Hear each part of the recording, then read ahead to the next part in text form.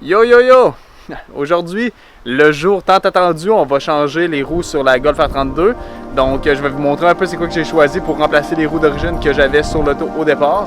On va faire ça ensemble. J'espère que le résultat va être à la hauteur de mes attentes. Fait qu'on y va!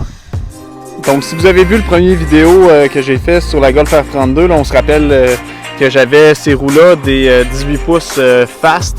J'ai aucune idée du modèle, mais c'est ça, ça va être les roues que je vais utiliser un petit peu plus l'hiver. Parce que c'est un design qui me plaisait un petit peu moins, puis je voulais quelque chose d'un petit peu plus gros.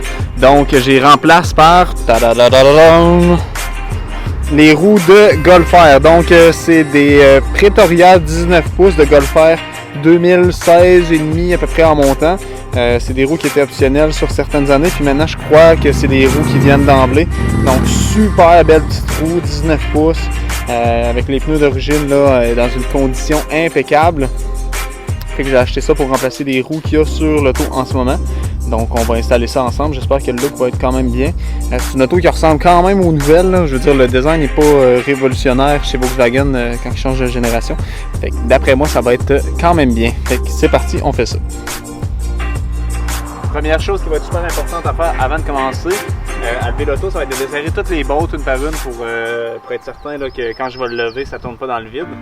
Fait que pour ça, je vais prendre une barre comme ça avec une 17 mm pour délousser chacune des vis. Puis après ça, je vais utiliser une impact pour enlever les roues complètement sur l'auto une fois que le char va être dans les airs.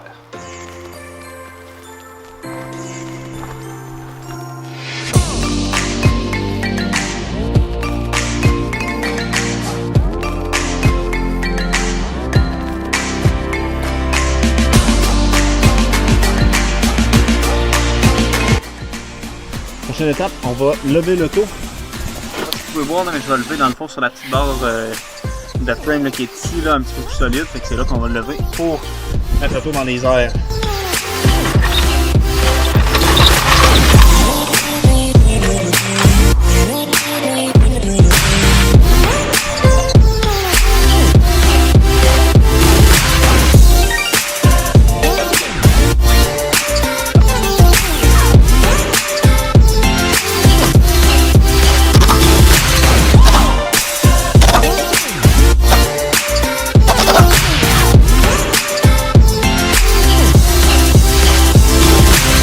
Souvent, les bottes ont tendance à vouloir jammer aussi.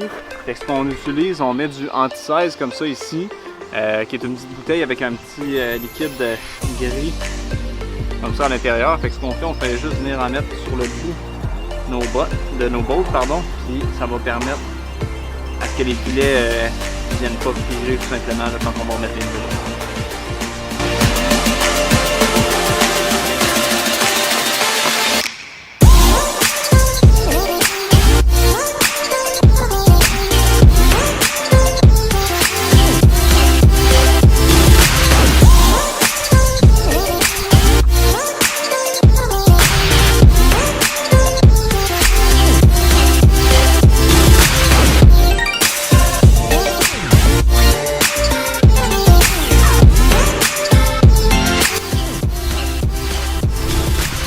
Ce qui va manquer à faire, on va serrer les 5 bolts.